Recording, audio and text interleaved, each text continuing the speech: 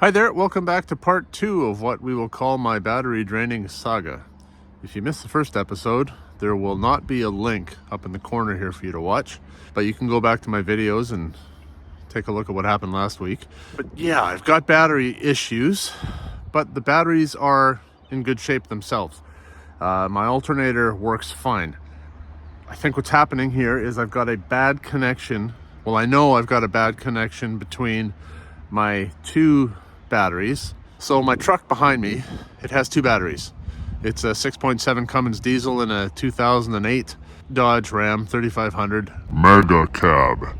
When my vehicle is running, my alternator is putting out tons of power to that battery back there, like 15 volts, but it's not getting over to that battery right there.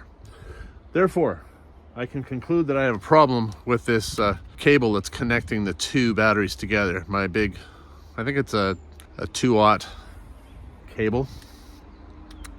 My terminals look horrible. Let me show you. So these terminals are pretty sus. This is the cable I'm referring to. This is not a good connection. Look at all the rust that's accumulated in there. I don't think there's a problem with the actual cable itself, but this doesn't look awesome. And on the other side over here, none of this is awesome. So anyway, what I'm going to do is I'm getting rid of all my old battery terminal connections. I think it's time to retire these. Yeah, so that's what my goal is for today. Basically give them a makeover and see if that solves my problems. I may have a parasitic drain, but I don't know yet, haven't ruled it out, but I do need to eliminate a known issue first before I get to that. Now, I think I've got everything on hand necessary to do this job. I wanted to jump in and do it right away, but I also had to have the patience to gather what I needed. Those things being new lugs, new copper lugs in various sizes. This is a 3-aught. These things are big. These are, I don't know, maybe 1 or 2 gauge. Because all these different wires here are different sizes, and I don't really know the gauge of them until I cut them and peel away the jacket and see what I've got in the core to really know what size they are. But I think I've got everything I need to be able to sort this out. I'm gonna have to be careful in the sense that there are a lot of different wires here. There's 3 on this positive terminal, 4 on this negative one here, and on the other side, sorry for the wind noise, 2 negatives here, 3 positives here. So I want to make sure I keep things kind of organized. I think I'll pull the batteries out completely just to give me a little bit more room to work, and then there's no danger of me accidentally shorting anything. And I'll probably remove the air cleaner housing as well. That'll give me a little bit more working room. And yeah, so let's get started.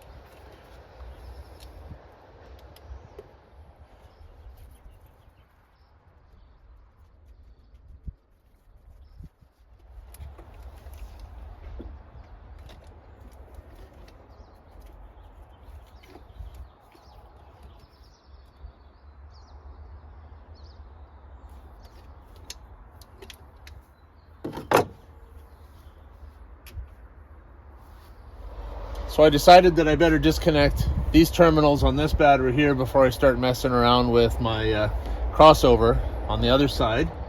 And while I was at it, I removed the air filter housing. Now, I'm no mechanical expert, but wouldn't you agree that perhaps That's not a good look for an air filter. And let me bring you in close to show you something else here.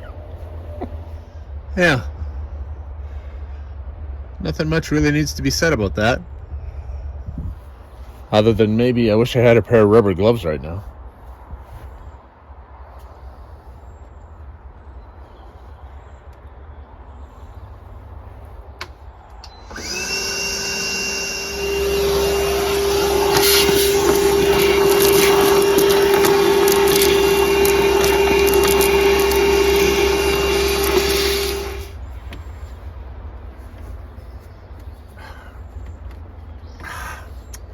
So, if you notice every once in a while in a video, I'll have physio wrap around this wrist.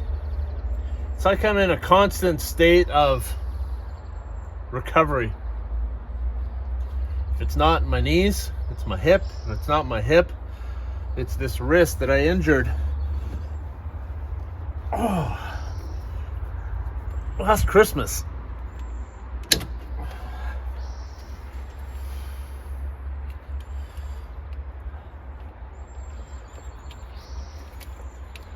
All right.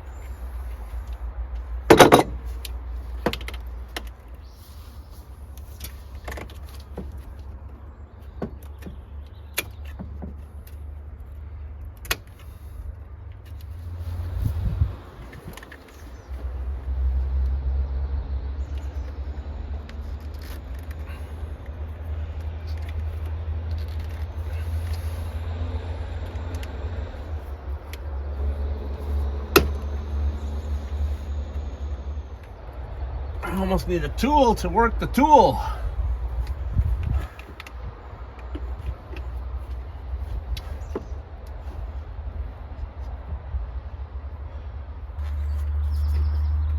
Ay, ay, ay.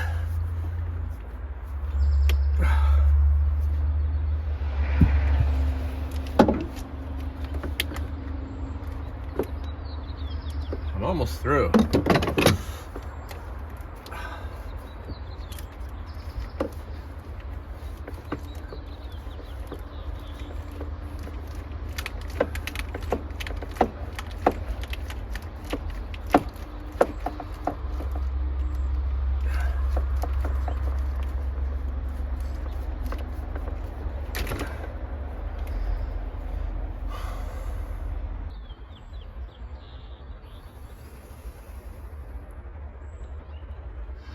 Well, I've got my wires cleaned up at the end here. I'm ready to start crimping. I find it interesting that with this crimping tool, something worth noting, I wasn't actually able to assemble the tool with the correct anvil size and whatnot and then put my lug in place. I had to assemble it all together with the larger lugs. The smaller ones could slip in. But with the larger ones, I had to put them in one piece at a time systematically. That's neither really here nor there. Just thought it was odd. If I could say anything, it's probably a good idea to think ahead about your orientation of the lug, because these cables are pretty heavy. They're not going to want to twist on you as much as you might hope. And so thinking ahead to your lug positioning might be good. I want this lug here, I want the blade to be this way, so I've loaded it up to orient it in such a way so that that's what will happen. And yeah, I should be able to go ahead and start doing this now. Make sure you slip your heat shrink over top first before you crimp your lug on, although this heat shrink may be large enough that it could slip right over top of the whole thing after the fact. So your results may vary. Anyway, here we go.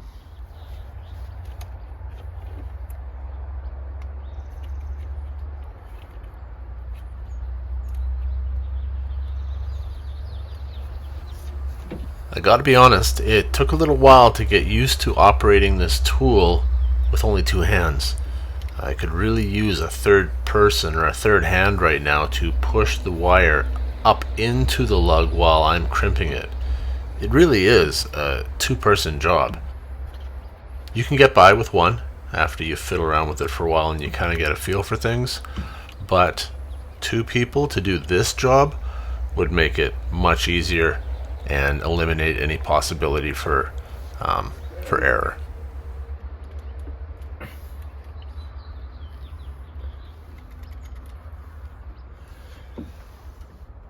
Okay, that's tight. I can tell because my 2 anvils are meeting. Whether or not this lug is too big for this cable or not, that's another story. We'll find out.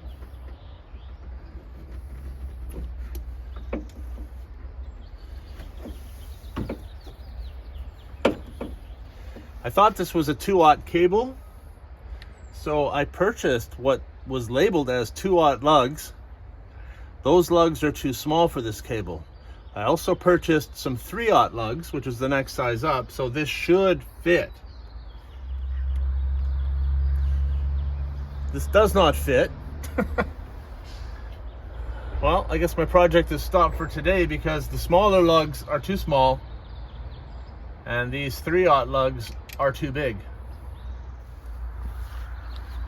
You can see how it's fully crimped the way it's supposed to. It's just the cable slips out of there. I could possibly try a 2/0 lug on here now and crimp it again and see if I can get it to crimp down even smaller. That's possibly an option that I will probably try. We'll see what happens once I grab a couple pairs of pliers and pull these things off of here.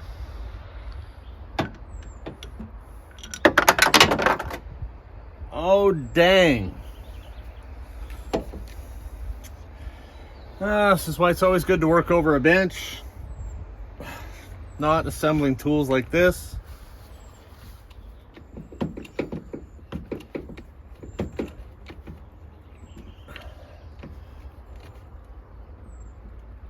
Oh.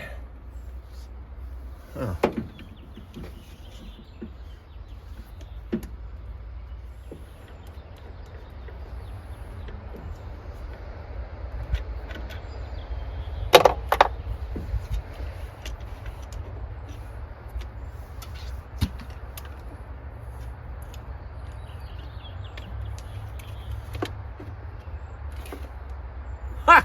It worked. It's a 2-stage crimp, but that's on there. Like, that is not coming off. Okay.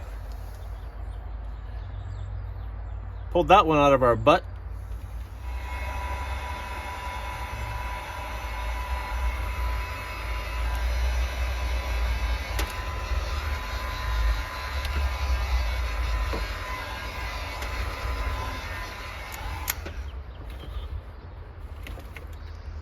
That's all right.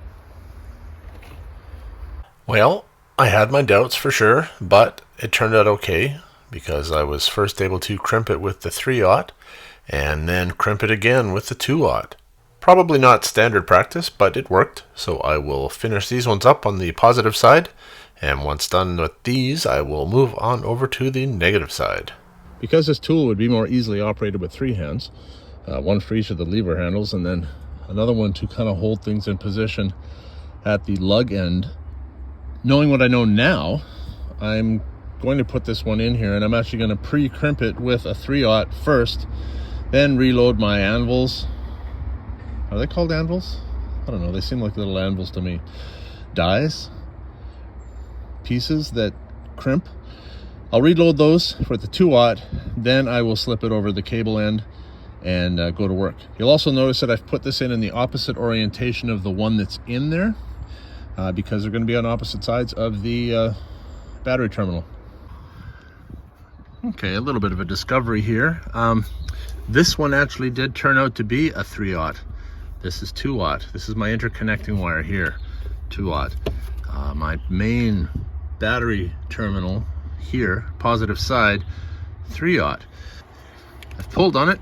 Doesn't want to come off, so I should be able to trust it, right? It's a full crimp. I don't know, never having done this before, part of me wants to double crimp it just to be on the safe side. I'm really happy that I bought a heat shrink kit. This right here. Because the ones that came with the terminals themselves, the lugs, are cheap. They're thin. Whereas these ones that came as part of this kit, it's got all kinds of sizes, up to like really big mamma jammas, but it's thick, and there's also an adhesive inside, which that's it right there. Wirefy, 200-piece heat shrink tubing kit, 3-to-1 shrink ratio, adhesive lined, flame retardant, dual wall shrink tubing. Yeah, definitely you can tell it's much thicker than a whole selection of sizes. Like, I will never have to buy any more heat shrink. As long as I'm happy with red and black, I am good. So this wraps up the positive side on this side of the truck, the driver's side. These guys are ready to be reconnected when the time comes. So I will say that as much as I was fighting with my very first one and maybe even the second one, it gets easier.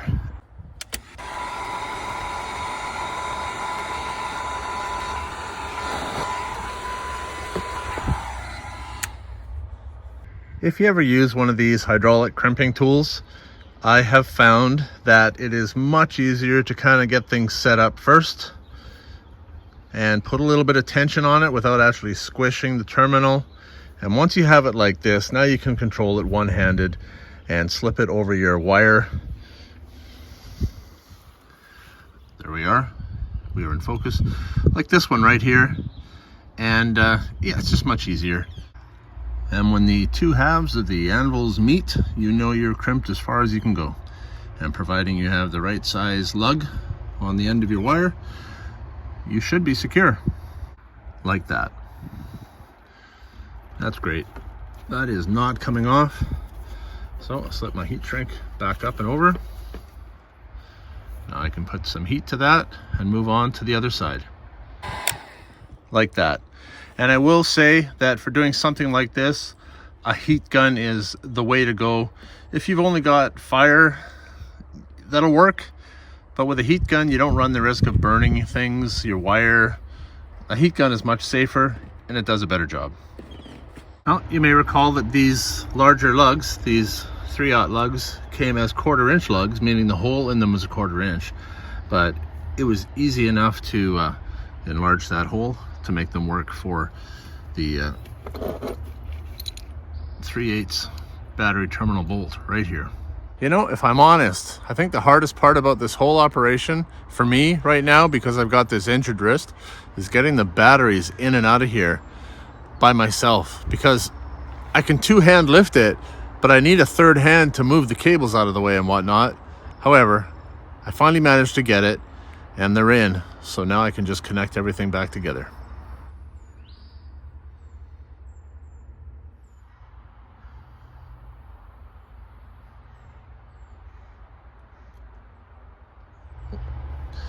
You know, considering the number of leads that are going to the terminals, I could almost stand to have some type of battery terminal block setup, which would make connecting a little easier, but these are all now super secure. So in theory, I should be able to start my truck. Yeah, it started right up. Let me grab the multimeter and see if I'm getting the same alternator reading there as over there now. Okay, so on this side, my alternator is showing, it's a bad connection, but 1445.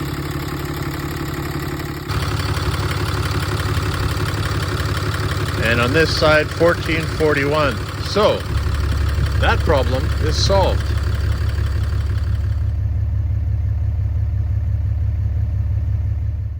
Well, the terminal connection is solved.